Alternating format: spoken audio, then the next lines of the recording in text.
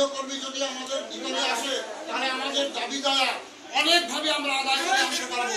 অর্থাৎ আমাদের সামনে অনেক কাজ আছে, বুঝলেন?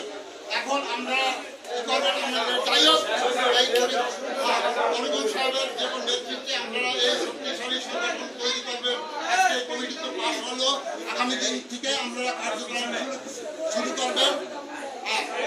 যাই হোক এভাবে আজকে সবাই এই কমিটি শেষ আমি ঘোষণা করছি। সবাই ভালো থাকবেন, সবাই সুস্থ থাকবেন,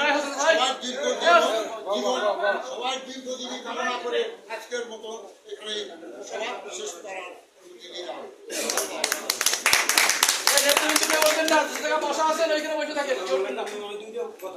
নাস্তার ব্যবস্থা আছে, নাস্তা নিয়ে যাবেন।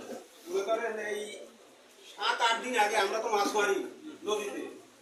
7-8 দিন আগে নদীতে গেলে আমরা বড়শি ফেলাইলে মাছে বড়শি টাইমে নিয়ে যাই। এখন বড়শি লইয়া কাম দিতে একটা মাছ ধরে না। আর যদি বলি প্রত্যেক রোজ দেবো কি হলে ওষুধ দেখে না আমাদের আমি